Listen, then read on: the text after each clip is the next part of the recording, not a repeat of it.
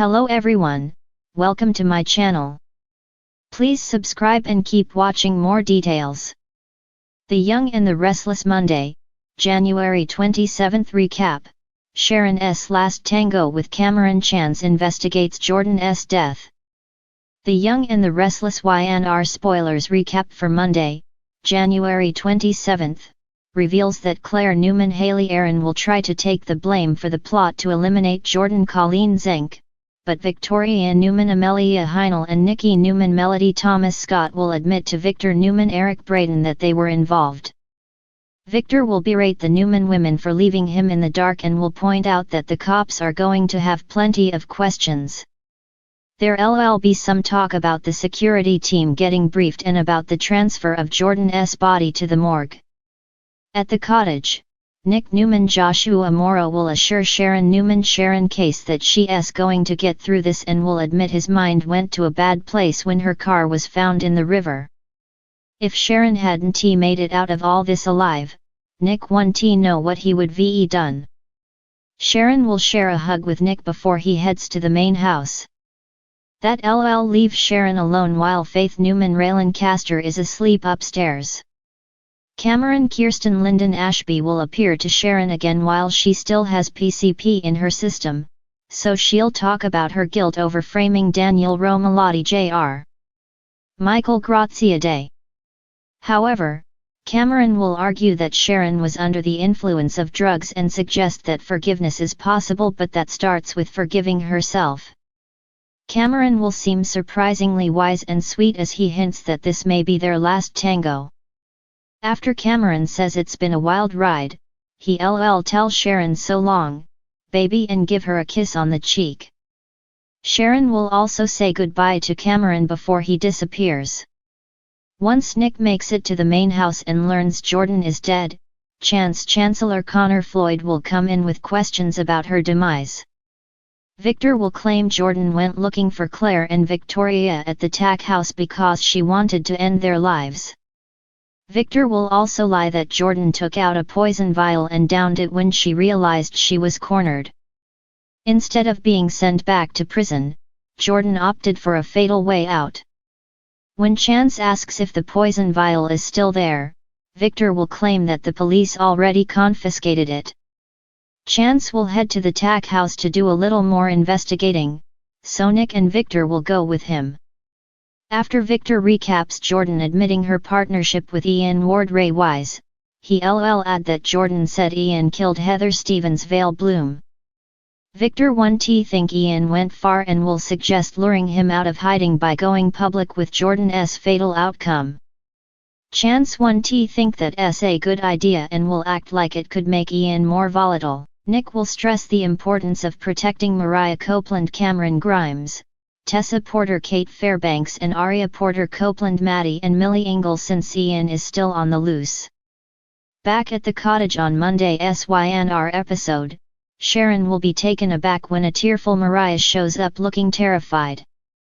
Mariah will admit that Tessa and Aria are missing since she couldn't find them when she went home. At Nate Hastings' Sean Dominic place, he'll chat with Audra Charles Zulika Silver and Amy Lewis Valerie Pettiford after dessert.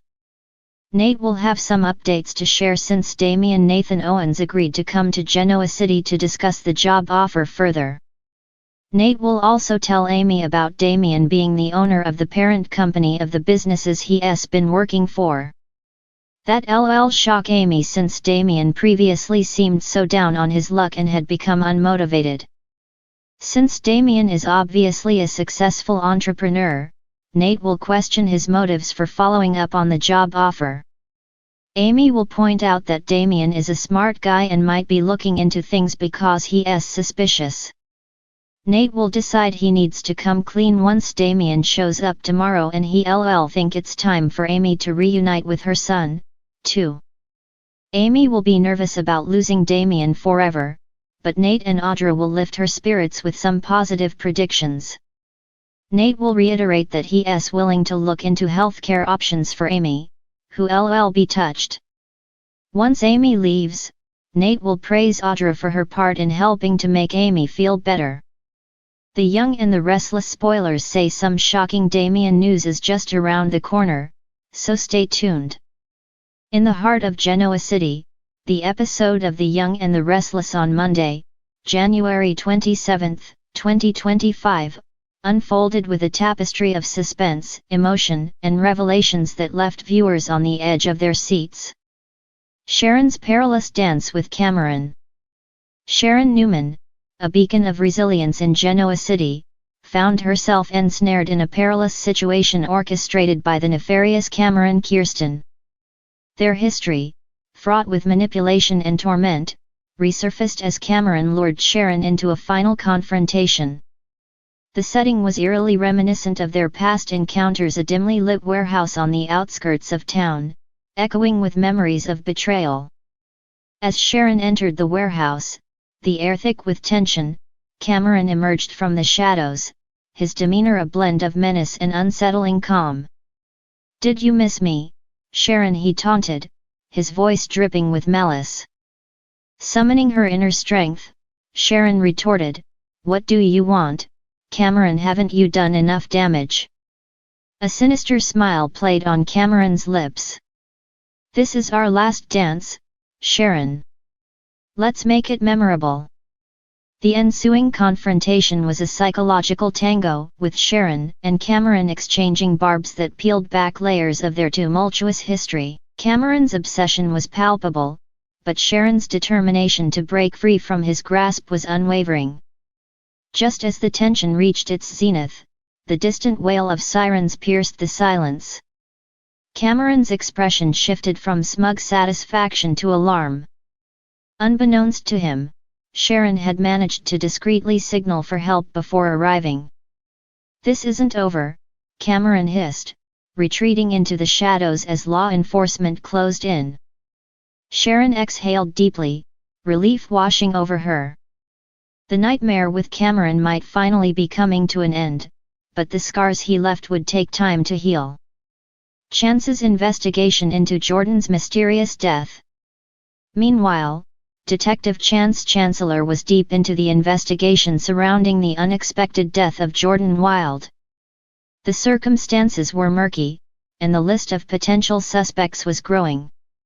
At the Genoa City Police Department, Chance reviewed the evidence collected from the scene. Jordan's apartment showed signs of a struggle, but there were no clear indications of forced entry. Toxicology reports revealed traces of a rare toxin, suggesting foul play. Chance's first stop was to interview those closest to Jordan. He met with Mariah Copeland, who had a complicated history with the deceased. "Mariah, can you think of anyone who would want to harm Jordan?" Chance inquired, his tone professional yet empathetic. Mariah sighed, her brow furrowing in thought. "Jordan had a lot of enemies, but none that I thought would go this far. She was involved in some shady dealings, but I never imagined it would lead to this."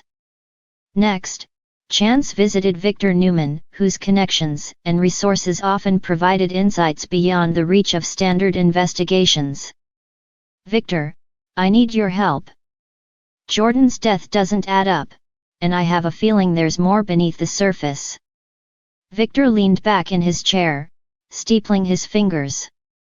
Jordan was playing a dangerous game, aligning herself with individuals who wouldn't hesitate to remove obstacles from their path. "I suggest you look into her recent associations, particularly any dealings with Ian Ward." Armed with this new lead, Chance delved into Jordan's recent activities and discovered a series of clandestine meetings between her and Ian Ward, a notorious figure with a history of criminal endeavors in Genoa City. Confronting Ian, Chance observed the man's unflappable demeanor. "Detective, always a pleasure," Ian greeted, his smile not reaching his eyes. "Cut the pleasantries, Ian. What was your relationship with Jordan?" Ian's expression turned somber. "Jordan was ambitious, but she got in over her head. I warned her about the dangers, but she didn't listen." Chance narrowed his eyes, sensing there was more to the story. "And what dangers would those be?" Ian shrugged. When you dance with the devil, detective, you're bound to get burned.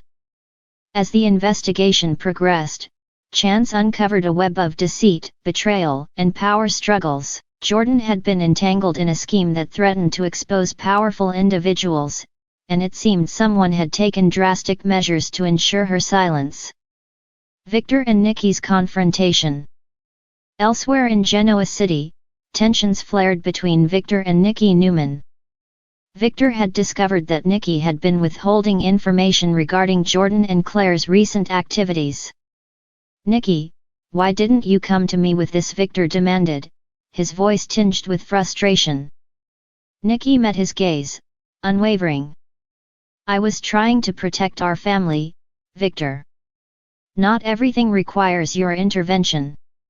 Victor's expression softened slightly.